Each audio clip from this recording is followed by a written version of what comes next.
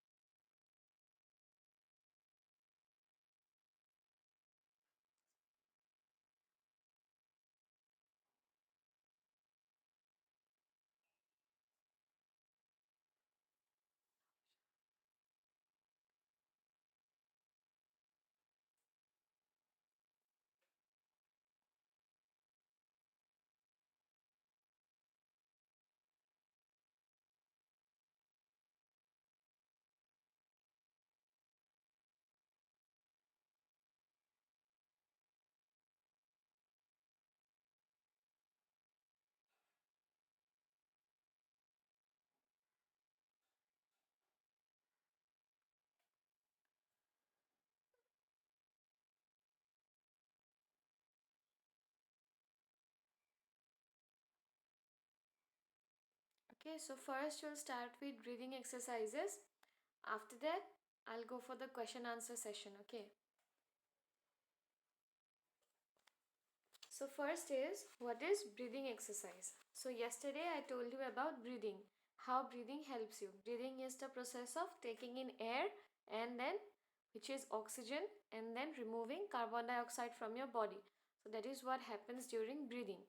And the main inspiratory muscle which helps in inspiration or inhalation is the diaphragm and the external intercostal muscles, and the muscles which help in your exhalation or expiration are the internal intercostal muscles. Okay. So after this, what are breathing exercises? Breathing exercises are nothing but your ventilatory training. Okay. Ventilatory training means, again, to improve the ventilation of your lung or to improve the airflow. So these are some kind of techniques that we follow. Okay. These are the fundamental interventions. Okay. Fundamental interventions for what? For acute and chronic pulmonary diseases. The diseases that I taught you about, that is bronchitis, bronchiectasis, okay, or your maybe pneumonia or asthma. For all these diseases, when you use breathing exercise or as a part of your pulmonary rehab after any kind of surgery, okay, maybe cardiac surgery or maybe any kind of pulmonary surgery, when you take them as a part of the rehab, they help in improving the ventilation of the lungs. Okay. And then also, for they can be used as a treatment. Also, they can be used as a preventive measure. Now, why as a preventive measure? Because preventive measures are those measures that you take before the disease occurs. Okay. So, even before you are facing any kind of discomfort or any kind of disease, you can carry on with your breathing exercises, because this will help you in improving your lung function. Okay. And also in improving your lung capacity and the lung volume, means your lungs will expand. Also, it will be able to hold more amount of oxygen or air in it. Okay. And it will be able to filter out the carbon dioxide properly when you continue doing these exercises. So since you have made your lung healthy, so there are less chances that you get the disease. Okay. For example, other means of prevention you will understand if we take vaccination. So why do we take vaccination shots? So that we do not get the disease, so that we do not contract the disease. Because of that we take vaccination, right, to make our immune system strong. So similarly, this acts as both, your breathing exercise acts as both like a vaccine or maybe a medication. Why I said that line? Because it can be given even before the disease occurs, and also if your disease has occurred, it can be given after that. Okay. So it acts both way, as a preventive measure and also as a treatment purpose. So it serves the purpose of both. Okay. And it can be given maybe in your acute conditions or also in the chronic conditions, or the people who have undergone your abdominal surgery or thoracic surgery, or even in case of the bedridden patients. Okay. Because the bedridden patients, they will not be working, so their cardiovascular system will also collapse. Okay, their pulmonary system will also collapse since they are not working, they are in their bed. Okay, and they are not able to do anything. So even if you do the slightest of these exercises, they will help to keep the lung in proper function. So it is given to those people. Okay, and studies have also shown that ventilatory training, which means the breathing exercises only, they have altered the patient's rate and depth of ventilation. Okay, means if the way they were breathing, if the proper breathing rate was not maintained, which should be 12 to 20, it also helps in improving that breathing rate. Okay, and apart from that, it also alter the depth of ventilation, the proper depth that is required. Maybe someone is breathing shallow, or maybe someone is breathing more deeper than required. So this helps in improving that as well. And this increases the patient's overall endurance. Endurance means the ability to work for a longer period of time, so it improves the endurance as well. Okay, so now what are the goals of breathing exercise? There are certain goals for your breathing exercises. Number one is to improve the ventilation. Okay, improve ventilation means to improve the airflow into your respiratory tract or maybe to your lungs. Then increase the effectiveness of cough and promote airway clearance means, when I said that if there is more amount of secretions, so maybe in your lungs or maybe in your airways, so by coughing it out, you need to cough it out. Okay, coughing and huffing are the techniques to remove the secretion. So breathing exercises also helps in that, also helps in the airway clearance.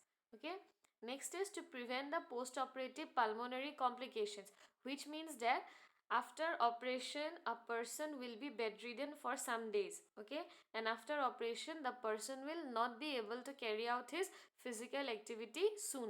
Okay, maybe later he will be able to do it, but immediately after an operation the person is advised for bed rest. So in such cases, if you carry on with the breathing exercises, that will help in reducing the pulmonary complications. Okay, next is to improve the strength and endurance and coordination of the muscles of ventilation means, to strengthen the muscles means to improve the power of these ventilatory muscle, that is the intercostal muscles and the diaphragm, and also there are some accessory muscles. Okay, and also to improve the endurance means to make them work for a longer period of time. And then maintain and improve the chest and thoracic spine mobility. So when you exercise, your lungs, they inflate more, and to hold that lung inside your rib cage, that also starts expanding. So also it expands when needed and it goes back to normal when required. So this helps in improving the mobility as well.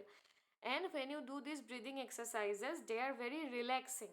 Okay, the exercises itself are very relaxing. If someone of you are doing some exercises, for example yoga such as your pranayama, then you will know how relaxing these exercises are. Okay, so they also helps to relax and relieve the stress. And you have to teach these exercises properly to the patients, so that whenever the patient feels any kind of shortness of breath, maybe during rest or maybe during activity, the person can do these exercises. Okay, it's not that you can do this only after operation or only for the diseases, but also in healthy individuals this can be done. And even when the person feels any kind of shortness of breath, he can carry on with these exercises.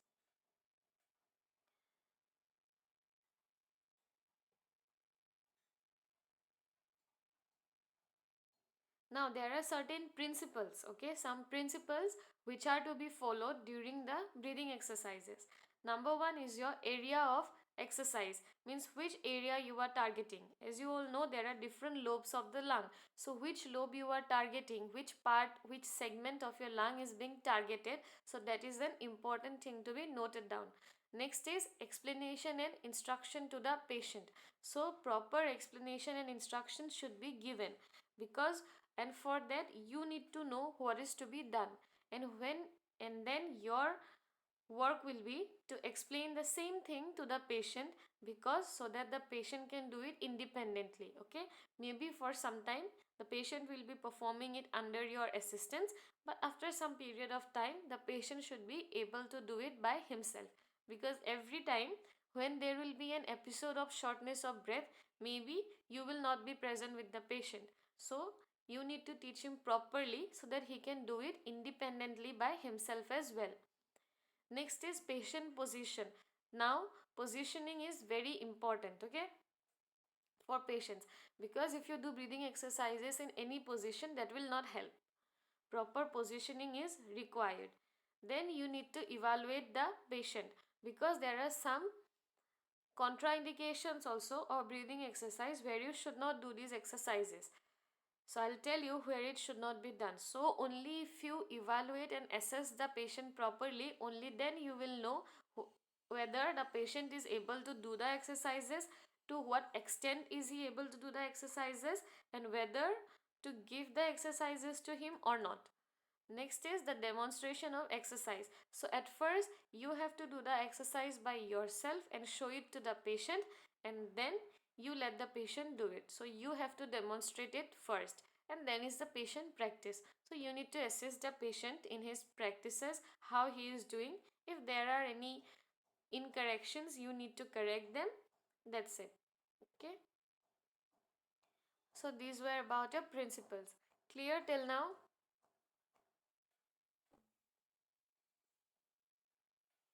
Is it clear?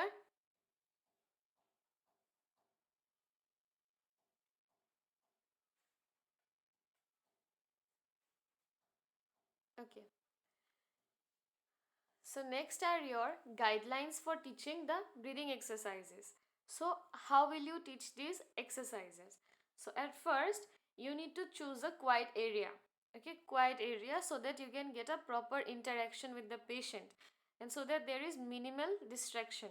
Because if the area is loud, as I told you, these exercises can also be done for relieving stress. Okay, so if the area is loud, and the patient will also get distracted, he will not get the instructions properly. So you need to choose a quiet area where you can do a proper interaction with the patient. Then what you need to do is, you need to explain the patient about the aim of the breathing exercise. Means you have to make him explain how this will help him, because if you do not explain a patient how the exercises are going to help him, the patient will not do it for sure. Maybe he will do it in front of you, but once he is discharged from the hospital, or once he is not under his guidance, the patient will not be practicing it, because people these days are very lazy, so they will not do it. So but if you teach them the benefits, that this will help you maybe in relieving the dyspnea that you are facing, so in that case the patient will be able to understand, okay, so this will help me in some way or the other, so I need to do the exercises. Now usually this exercise is done in your semi Fowler's position. Okay, usually if possible do these exercises in semi Fowler's position, or if not, make him sit. Now what is semi Fowler's exercise? This is called your semi Fowler's position, where your you can see the bed end, okay, at the side of the head. It is raised, it is not straight. So it will be raised to about your 30 to 45 degrees. Usually it is considered 45 degrees. Okay, usually it is considered 45 degrees, but somewhere in between 30 to 45 degrees, these patients, you can do these exercises. If you do these exercises in this position, it is more relaxing, and also it is more effective. You can also do them in sitting position as well. Okay, but when you visit the, if you are doing in like home care or in a daycare facilities, then in sitting also it can be done. But for the patients who are in the hospital or maybe in the ICUs, so usually this semi Fowler's position is taken into consideration. Why? Because this position, it helps to activate the diaphragm in a better way. Okay, your diaphragm works better in this position, that is your semi Fowler's position. So whenever you get a chance to visit the ICU or the hospital, you have a look. Most of the patients, who are having respiratory complications or pulmonary complication, anything which is related to the lung, these patients will be placed in this position only. So when they are already placed in this position, it is easier for you to carry on the exercises in this position, okay, where the head end of the bed is tilted to about like 30 to 45 degrees. You can see this angle, it is 30 to 45 degrees, okay, usually it is considered 45 degrees. Then you can also do in some other positions such as supine. Supine means straight line, okay, when this will be straight, then you call it supine. So maybe in supine position or also in sitting, or if the patient is able to do it correctly, then you can also make the patient stand. These are some actually kind of progressions. Okay, so once he is able to do in while he is lying, then you progress to the sitting. Once he is able to do in sitting position, you progress to standing. So these are certain types of progressions that you carry on. Then, before doing the exercises, what you have to do is you need to observe and assess the patient's breathing pattern. Okay, when the patient is at rest, even then you need to assess his respiratory rate. Okay, you need to check what is his respiratory rate, how is he breathing. Maybe he is gasping more air, or maybe he is breathing very rapidly. So you need to check that whether he is doing it correctly or not. Then after that, you need to determine whether the treatment is indicated or not. Means once you know the indication and contraindication, you will be able to understand when you need to do this and when you do not need to do this. So you need to assess the patient condition properly, whether at this condition you have to do this exercise or not. Because I'll teach you, there are some kinds of breathing exercises, okay? But some breathing exercises also they create more restriction. So you have learned that about pneumonia, right? Pneumonia was a restrictive lung disease. So in case of such diseases, you cannot do certain breathing exercises because that will worsen the condition. I'll tell you how. When I'll explain you, then you'll get to know. Then you need to teach the patient to relax. Okay, relax his neck and shoulder and his body before doing the exercises. Then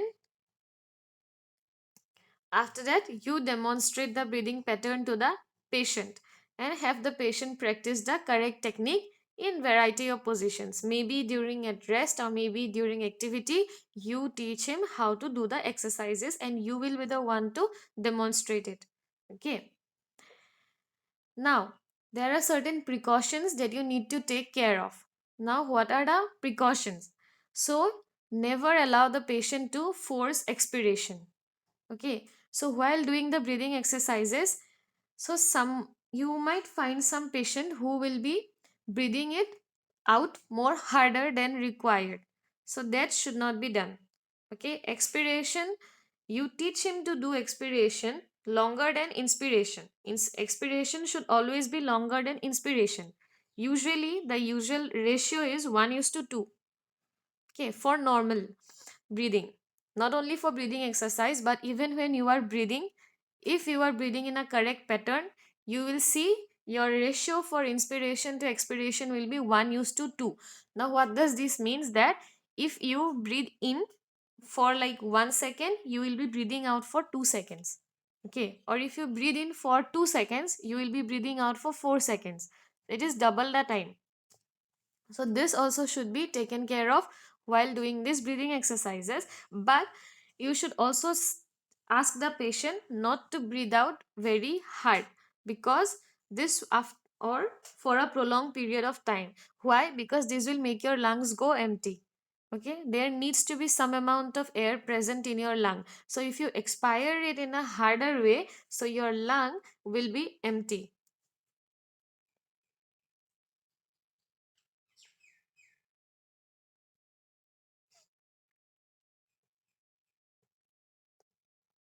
After that, you need to know what are the indications. So indications are conditions such as your bronchiectasis that I told you about, which is the irreversible dilation of the bronchi. Bronchiectasis, cystic fibrosis. Cystic fibrosis means when your lung it gets harder. So cystic fibrosis is also an indication. Next is lung abscesses. Lung abscesses means too much amount of pus or secretion in your lungs, in any kind of your acute lung disease, also in pneumonia, COPD such as your emphysema, bronchitis, okay, after your surgeries, for bedridden patient, and also in case of your spinal cord lesion, because when you have spinal cord lesion, the patient breathing pattern will also be affected. Why? Because the nerve are affected, the nerve roots are affected in your spinal cord. Okay, as you all know, your brain and your spinal cord are responsible for sending signals around your body. So maybe when your spinal cord or your brain is affected, they will not be able to send signal to your respiratory muscle. So in those cases also you can carry on with the breathing exercises. Also, as a part of relaxation, you can teach the patient. Okay, you can teach the patient even if he is having no like underlying conditions, but the patient may say that maybe I'm suffering from depression or maybe I'm too much stressed. So in these cases also you can do the breathing exercises. Now, more than the indication, you need to know about the contraindication, when it should not be done, because that is more worse, right? If you do in a contraindicated case, that is even worse. So you need to take care of the contraindications. Now, what are the contraindications? One is your severe pain and discomfort.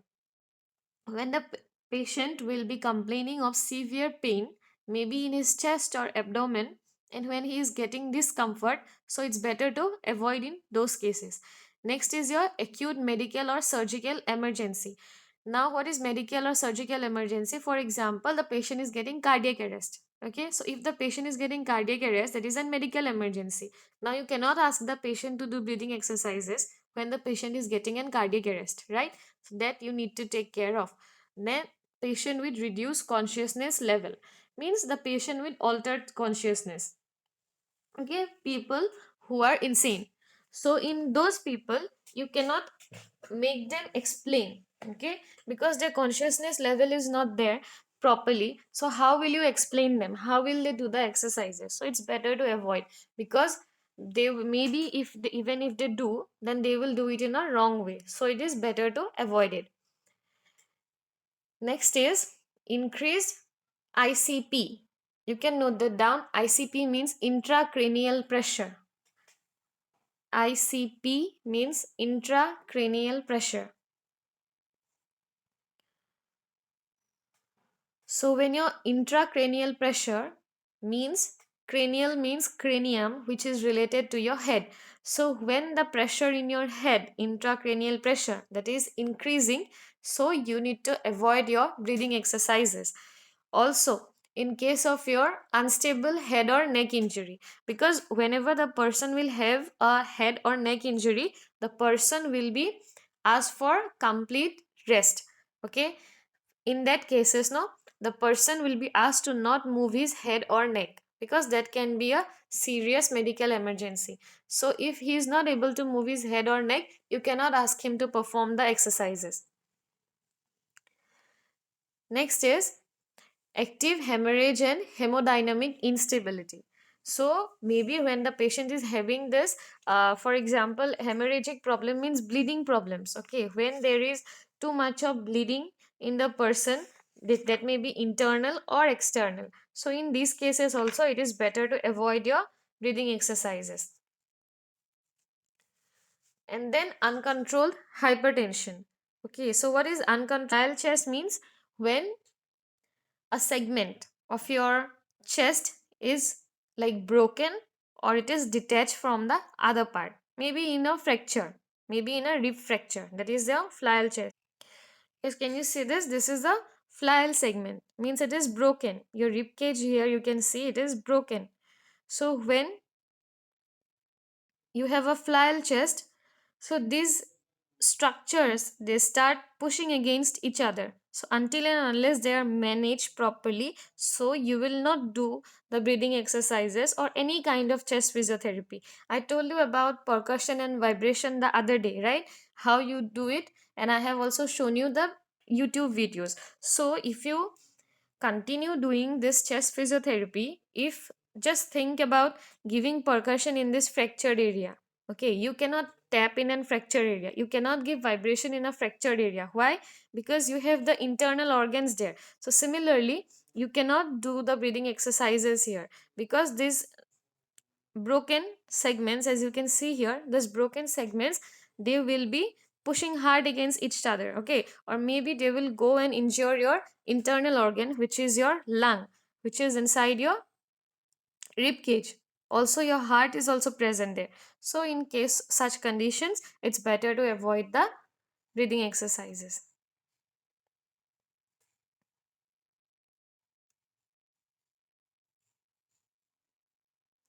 And also, another precaution that you need to take care of is that you need to make sure that the patient has not eaten for at least 1 hour. Okay, for at least 1 hour. Because why? You do not do exercises immediately after eating, right? So he needs to digest whatever he has eaten. Otherwise, what might happen is that, as you know, the windpipe and the food pipe, they were in proximity to each other, they were lying close to each other, right? They were in close proximity. So if the person has just eaten and you are asking him to do the exercises, so what might happen is that there might be reflux. Reflux means everything is coming back again. Okay, maybe he will vomit or something like that, means the things, instead of going down, they might come up again, because you are putting more pressure on your trachea or in your windpipe. So it's better to avoid exercises for at least 1 hour. So it's after the food is settled, maybe in the stomach or in the intestine, after that you can go for the breathing exercises. Or for some patient, you will see they are in tube feeding, they are not able to take the food through their mouth. So if they are being fed with the tube, so in those cases also, you do not, means in recent feeding, okay, in recent feeding, you need to wait for at least 1 hour. Okay,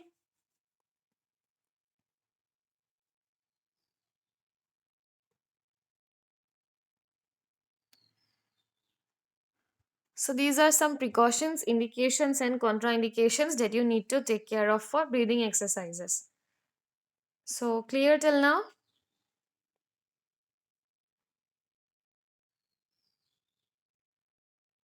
Clear till now?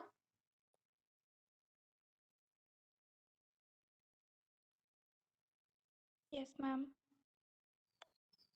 Okay. So, what are the types of breathing exercises? Okay, there are, basically you divide the breathing exercises into four types. First one is your diaphragmatic breathing. Diaphragmatic breathing, you can note this down. D I A P H R A G M A T I C. Diaphragmatic breathing.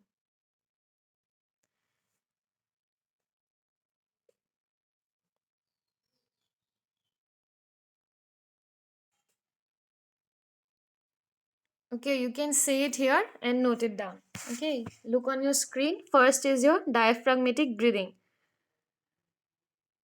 I'll teach you the technique, but just I'm saying for an overview. So, what you do in diaphragmatic breathing is, instead you make your diaphragm work more. Okay, in your diaphragmatic breathing, your diaphragm is recruited more. So, how to recruit your diaphragm? You have certain techniques for that. I'll teach you that. Okay. Next is your glossopharyngeal breathing. So what you do in glossopharyngeal breathing is, you take in several gulps of air. Okay, so like the way you eat something, no, in that way you start taking air, and then the way you swallow your food, you also swallow the air that you have taken in. So that is a glossopharyngeal breathing. Then comes your pursed lip breathing. What you do in pursed lip breathing is, you breathe in through your nose and you breathe out through your mouth. Okay, I'll teach you, I'll explain this to you. And the segmental breathing is, Why segmental? Because here, as I have told you, you need to focus on certain lobes or certain area of the lungs. So this helps. First one is your apical, okay, where you focus on the upper lobes of your lung. Next is your lateral. In lateral, what you do is side by side, okay. That is usually your middle lobes are targeted in this one. Last is your posterior basal expansion. So in that, what you do is you target the lower lobes of your lung. Now the left lung doesn't have a middle lobe, so what you target there is your lingula or the cardiac notch. Okay. So these are your four types of breathing exercises. You can note this down. And under segmental, you have three subtypes.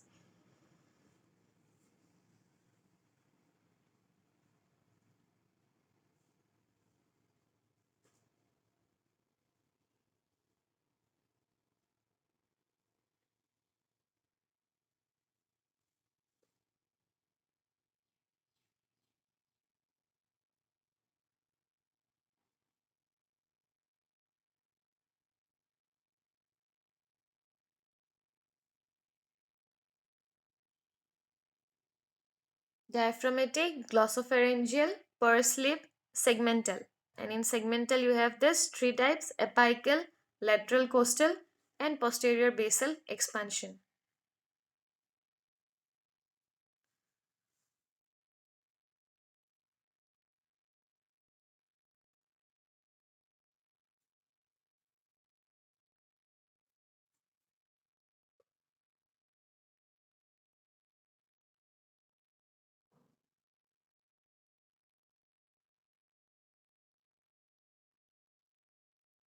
Okay, written?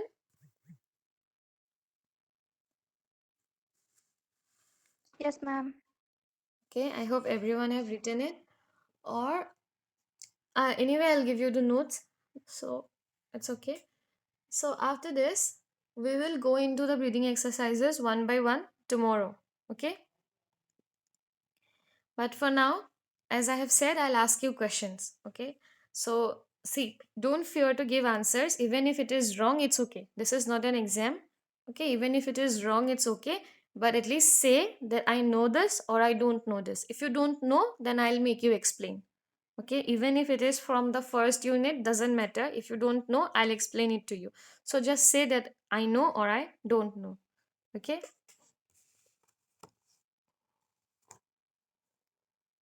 So first, wait, the first one I can say is Priyanka. Are you there?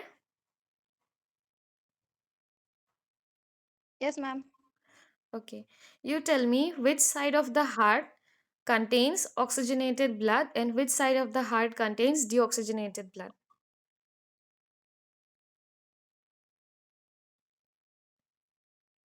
What? Which side of the heart contain oxygenated blood and which side of the heart contains deoxygenated blood? One side of the heart contains pure blood and one side of your heart contains impure blood. Maybe this question was in your first sessional as well. So tell me.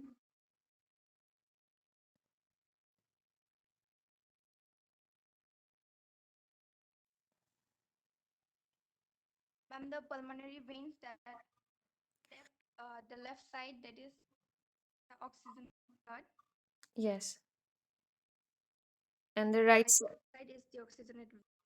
Okay. Okay, yeah, correct.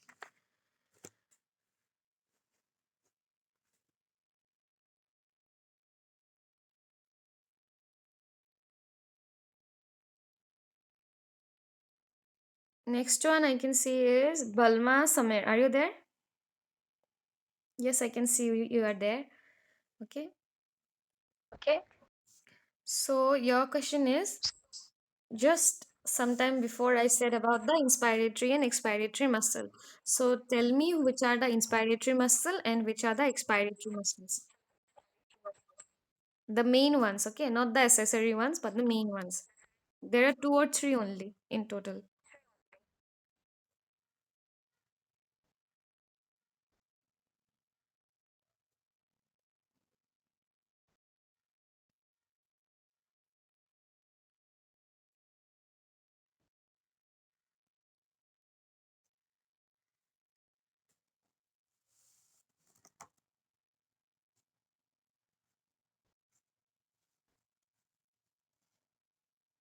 Sorry, ma'am.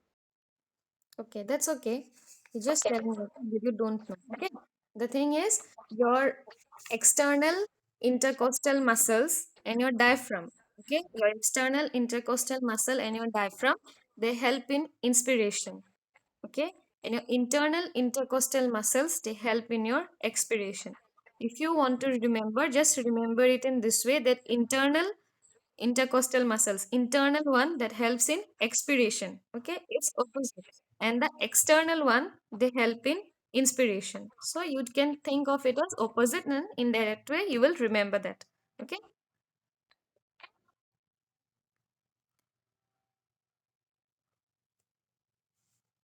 so next I can see is Dritishma. So tell me, what is cyanosis? And what? Cyanosis, cyanosis, cyanosis. I have discussed about the diseases, right? Cyanotic heart disease and acyanotic heart disease. So there I explained you about a term called cyanosis. So what is cyanosis? Then you told us only the anatomy part you could say read. But I'm asking you if you know the word what is cyanosis. If not, then it's okay. I'll ask you Okay. another question if you have not studied this. Okay, cyanosis means your Mm, bluish discoloration, okay, of the skin. okay, Okay, ma'am. I'll ask you if you have read about the anatomy. Okay, so if for Okay, the ma'am. anatomy,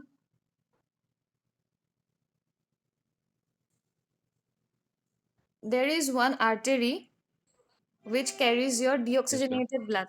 So what is the name of that artery? There is only one artery that carries impure blood.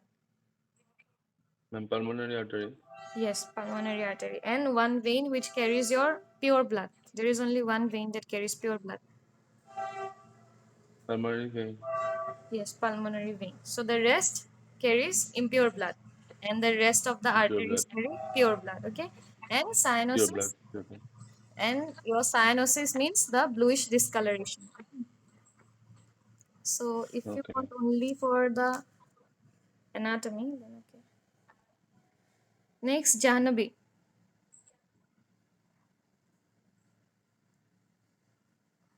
Yes, ma'am. Okay,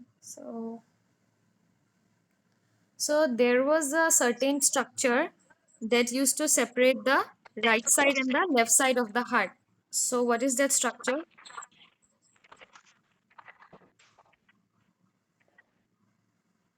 There was a certain border that used to separate the right and the left side of the heart. Um, Ma'am, septum. Yes, septum. Okay, good. Then Madhusmita.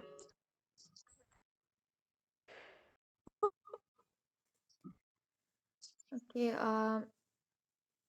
through one main artery, the pure blood goes into your body. Okay, from your ventricle.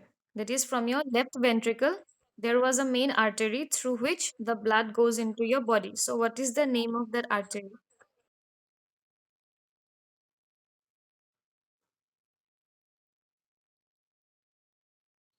Pulmonary. No, no. From your, it is connected to your left ventricle.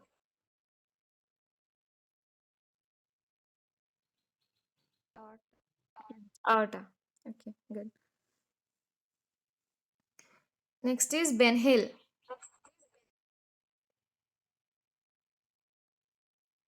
Are you there? Yes, ma'am. Okay.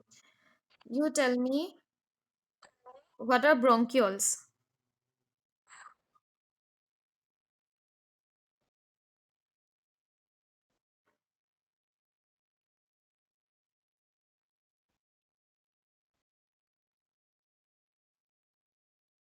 Don't know, ma'am. Okay, bronchioles are the divisions, are the further divisions of your bronchi or bronchus. Okay, your bronchus and or your bronchi, they get further subdivided into certain structures. So these structures are your bronchioles. So see, this meeting might get disconnected. Okay, so you will join again. Okay, if this gets disconnected. Next is Dhruva Jyoti. Are you there? Dhruva Jyoti Nath. Yes, ma'am. Yeah. So, what structure contains air in the lung?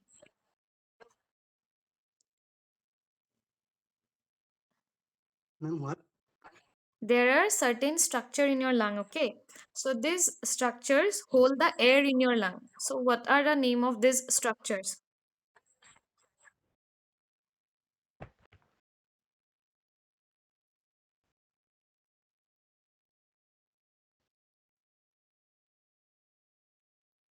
Alveoli. Yes, alveoli, alveoli or the air sacs. Okay. Next is Iban Rihun lung. You're there?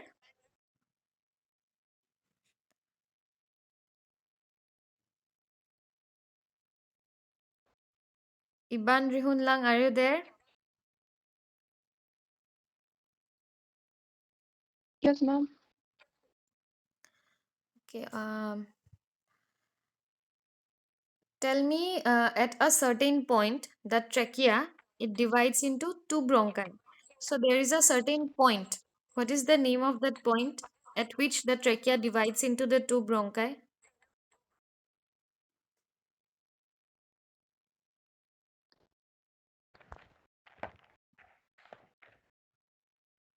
Uh, the trachea are divided into the right bronchus and left bronchus. Yes, they are divided into two bronchus, but there is a certain point at which they are divided. Means at a point the trachea is divided. So what is the name of that point at which it is divided?